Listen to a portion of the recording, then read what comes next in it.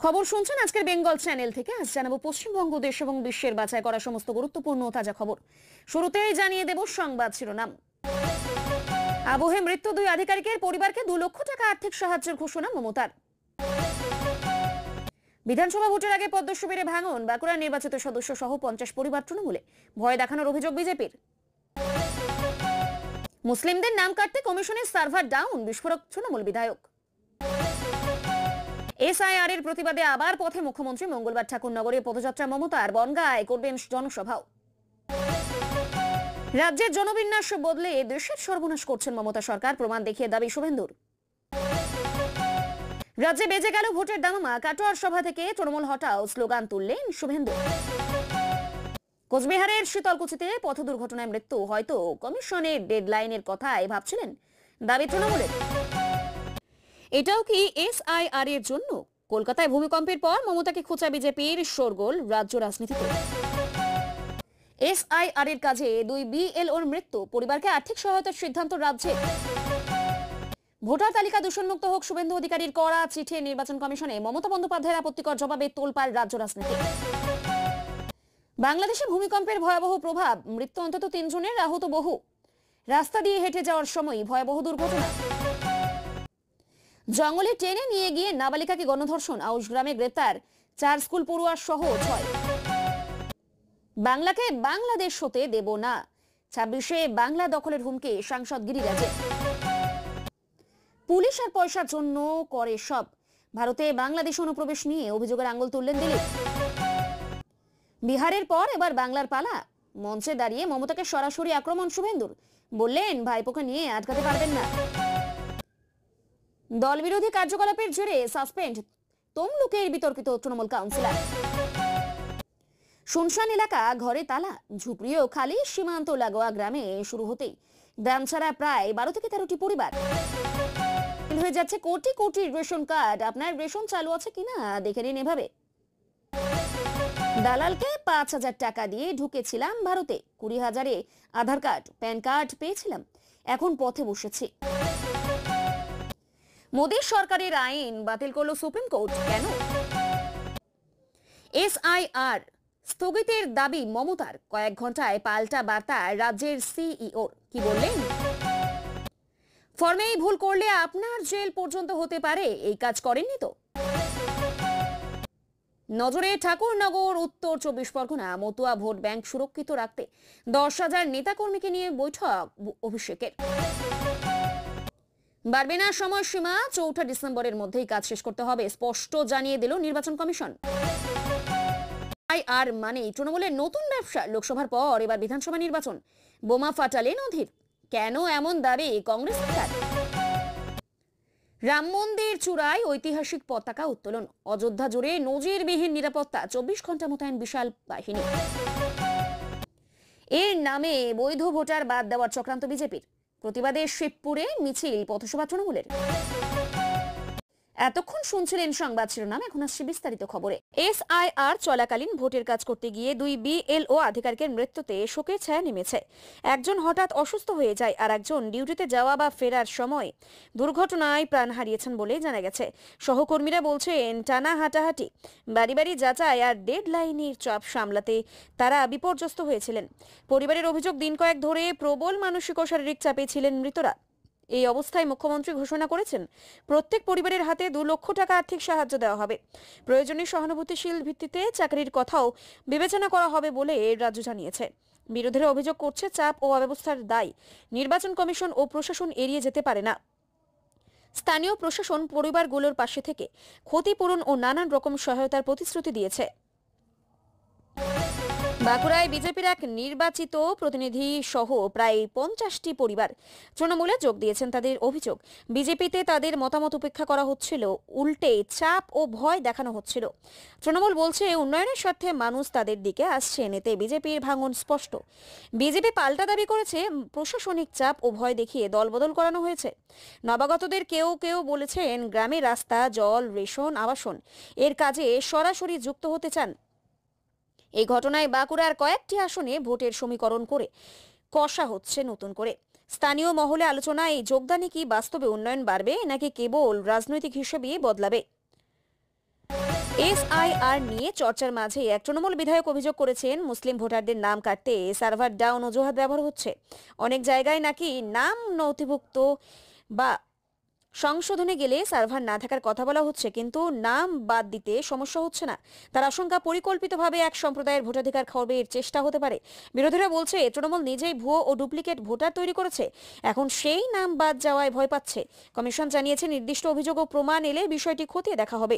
এই নিয়ে সাধারণ ভোটারদের মধ্যে বিভ্রান্তি, সত্যি কি নিরপেক্ষ এসআইআর হচ্ছে নাকি রাজনৈতিক টানাপোড়েনের প্রভাব পড়েছে?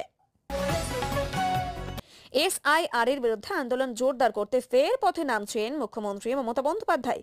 মঙ্গলবার ঠাকুরনগরে তিনি এক বড় পদযাত্রার নেতৃত্ব দেবেন। পরে বনগাঁয় জনসভায় করার পরিকল্পনাও রয়েছে। মতুয়া অধ্যুষিত ওই অঞ্চলে নাগরিকত্ব ভোটাধিকার প্রশ্ন সংবেদনশীল, তাই কর্মসূচি রাজনৈতিকভাবে গুরুত্বপূর্ণ। তৃণমূলের অভিযোগ, এসআইআর এর নামে কেন্দ্র মানুষের নাগরিকত্ব নিয়ে আতঙ্ক তৈরি করেছে। বিরোধীরা বলছে, তৃণমূল আসলে ভুয়ো ভোটার বাঁচানোর জন্যই এই প্রতিবাদ দেখাচ্ছে। পুলিশ প্রশাসন এলাকায় কড়া নিরাপত্তা ব্যবস্থা নিচ্ছে, যাতে কোনো অশান্তি না হয়।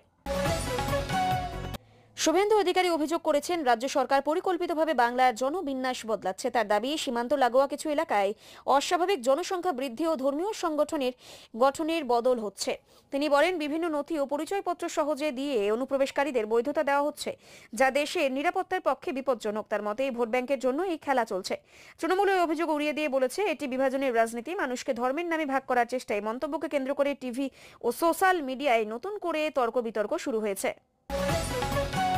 কাটোয়ার সভা থেকে শুভেন্দু অধিকারী তৃণমূল হাটাও বাংলা বাঁচাও স্লোগান তুলে কার্যত ভোটের ময়দান গরম করলেন।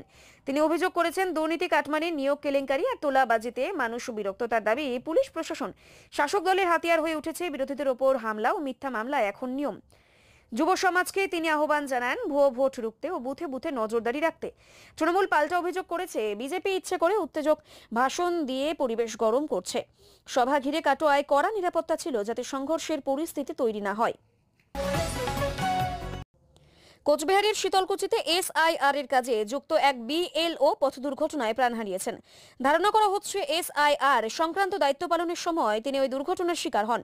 সহকর্মীদের মতে, দীর্ঘ রুট, নির্দিষ্ট সময়ের মধ্যে কাজ শেষ করার চাপ ও ক্লান্তি তাকে ভেঙে দিয়েছিল। তৃণমূল কর্মীরা ইঙ্গিত করছেন, কমিশনের ডেডলাইন, চাপ এই মৃত্যুর পেছনে পরোক্ষভাবে কারণ। বিরোধীরা বলছে, নিরাপদ যানবাহন ও বিশ্রামের ব্যবস্থা থাকলে এমন ঘটনা এড়ানো যেত। পুলিশ দুর্ঘটনার তদন্ত করছে, অন্য কোনো গাফিলতি ছিল কিনা তা খতিয়ে দেখা হচ্ছে। কলকাতায় হালকা ভূমিকম্পের পর রাজনীতিতেও তরজা শুরু হয়েছে। মানুষ ঘুম থেকে উঠে আতঙ্কে রাস্তায় নেমে আসেন, তবে বড় ক্ষতির খবর মেলেনি। এর মধ্যে কিছু বিজেপি নেতা ব্যঙ্গ করে প্রশ্ন তোলেন, এটাও কি তবে এসআইআর এর জন্য? তৃণমূল এই মন্তব্যকে দায়িত্বজ্ঞানহীনতা বলে কটাক্ষ করেছে। প্রাকৃতিক বিপর্যয় নিয়েও রাজনীতি হচ্ছে বলে অভিযোগ তুলেছে। ভূমিকম্প বিশেষজ্ঞরা জানিয়েছেন, সীমান্তবর্তী অঞ্চলে হওয়া ভূমিকম্পের হালকা প্রভাবই শহরে অনুভূত হয়েছে। সোশ্যাল মিডিয়ায় এই নিয়ে মিম ও কৌতুক ছড়ালেও অনেকেই বলছেন, এমন সময়ে নিরাপত্তা ও সচেতনতাকে বেশি গুরুত্ব দেওয়া উচিত। এসআইআর এর কাজে যুক্ত দুই বিএলওর মৃত্যুতে রাজ্য সরকার আর্থিক সহায়তা ঘোষণা করেছেন। প্রত্যেক পরিবারকে 2 লক্ষ করে টাকা দেওয়া এককালীন ক্ষতিপূরণ দেওয়া হবে। সঙ্গে অন্যান্য সামাজিক সুরক্ষা প্রকল্পের সুবিধা অতিরিক্তভাবে বিবেচিত হতে পারে। জেলা প্রশাসন পরিবারগুলিকে ডেকে কাগজপত্রের প্রক্রিয়া শুরু করেছে, যাতে দ্রুত টাকা পৌঁছায়। বিরোধীরা বলছে, শুধু ক্ষতিপূরণ দিলেই দায় শেষ হয় না, কাজের চাপ ও নিয়ম বদলানো জরুরি। সরকারের দাবি, নির্বাচন কমিশনের নির্দেশ মেনে কাজ চললেও মাঠে থাকা কর্মীদের পাশে মানবিকভাবে থাকতে চায় রাজ্য। শুভেন্দু অধিকারী নির্বাচন কমিশনকে চিঠি লিখে ভোটার তালিকা দূষণমুক্ত করার দাবি তুলেছেন। তার অভিযোগ, বহু জায়গায় একজনের নামে একাধিক ভোটার কার্ড, মৃত মানুষ কিংবা ভিন রাজ্যে থাকা ব্যক্তির নাম তালিকায় রয়েছে। তিনি বলেন, মুখ্যমন্ত্রী এসআইআর নিয়ে আপত্তি তুললেও স্বচ্ছ গণতন্ত্রের জন্য পরিষ্কার ভোটার তালিকা অত্যন্ত প্রয়োজনীয়। তৃণমূলের মতে, এসআইআর এর নামে সাধারণ মানুষদের ভোটাধিকার কেড়ে নেওয়ার চেষ্টা হচ্ছে। তারা অভিযোগ করেছে, শুভেন্দু ভুয়ো তথ্য দিয়ে বিভ্রান্তি ছড়াচ্ছেন। কমিশন জানিয়েছে, নির্দিষ্ট তথ্য সহ অভিযোগ এলে তা পরীক্ষা করা হবে। বাংলাদেশের শক্তিশালী ভূমিকম্পে অন্তত 3 জনের মৃত্যুর খবর মিলেছে। আহত হয়েছেন বহু মানুষ। বহু বাড়ির দেওয়াল ফেটে গেছে, কোথাও অংশ বিশেষ ভেঙে পড়েছে। রাস্তায় চলার সময় মানুষ পড়ে গেছেন। ভয়ে অনেকেই রাতে ঘর ছেড়ে খোলা জায়গায় আশ্রয় নিয়েছেন। সরকারি বিপর্যয় মোকাবিলা দল ধ্বংসস্তূপে কেউ আটকে আছেন কিনা তা খুঁজে দেখছে। জরুরি ত্রাণ, চিকিৎসা ও থাকার ব্যবস্থা চালু হয়েছে। ভারতের সীমান্ত এলাকা কিছু জায়গাও হালকা কম্পন অনুভূত হয়েছে, তবে বড় ক্ষতি হয়নি। বিশেষজ্ঞরা বলছেন ওই অঞ্চল ভূমিকম্পন প্রবণ হওয়ায় ভবিষ্যতে আরও সচেতন হওয়া জরুরি। বীরভূমের আউশ গ্রামে এক নাবালিকা স্কুল ছাত্রীকে জঙ্গলে টেনে নিয়ে গিয়ে গণধর্ষণের অভিযোগে চাঞ্চল্য ছড়িয়েছে। অভিযোগ, কয়েকজন যুবক প্রলোভন বা ভয় দেখিয়ে তাকে নির্জন স্থানে নিয়ে গিয়ে বারবার নির্যাতন করে।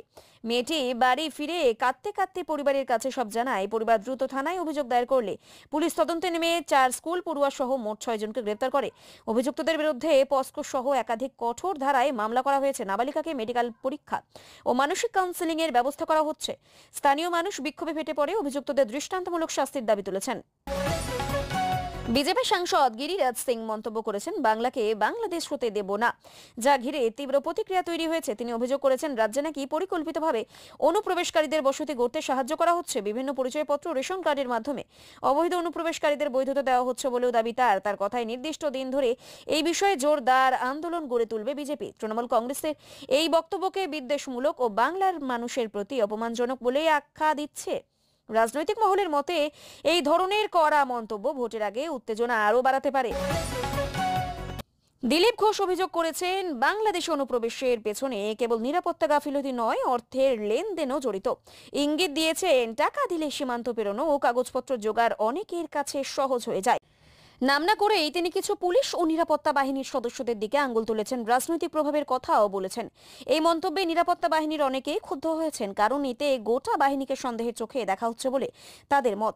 শাসক দল বলছে, প্রমাণ থাকলে লিখিতভাবে জানানো উচিত, শুধু মঞ্চ থেকে অভিযোগ করলে চলবে না। মানুষ এখন চায় বিষয়টি নিয়ে নিরপেক্ষ তদন্ত হোক, সত্য প্রমাণিত হলে দোষীদের বিরুদ্ধে কঠোর ব্যবস্থা নেওয়া হোক। বিহারের পর এবার বাংলার পালা। স্লোগান তুলে শুভেন্দু অধিকারী সরাসরি মুখ্যমন্ত্রীকে চ্যালেঞ্জ করেছেন। তার দাবি, বিহারের মতো আমূল রাজনৈতিক পরিবর্তন এখন বাংলাতেও আসবে। তিনি অভিযোগ করেছেন, শিক্ষা, স্বাস্থ্য, কর্মসংস্থান সব ক্ষেত্রেই বাংলা পিছিয়ে। সরকার শুধুই নিজের প্রচারে ব্যস্ত। SIR ইস্যুতে তিনি মমতাকে কটাক্ষ করে বলেন, ভাইপোকে ঢাল করে SIR আটকাতে পারল না। তাদের মতে ভুয়ো ভোটার ও অবৈধ অনুপ্রবেশ রুখতে বিশেষ রিভিশন দরকার, যা তৃণমূলের ভোটের সমীকরণ নড়বড়ে করে দেবে। তৃণমূল বলছে, বিহারের উদাহরণ টেনে তিনি বাংলার মানুষকে অপমান করেছেন এবং এজেন্সির ভয় দেখিয়ে রাজ্যে অস্থিরতা বাড়াতে চাইছেন।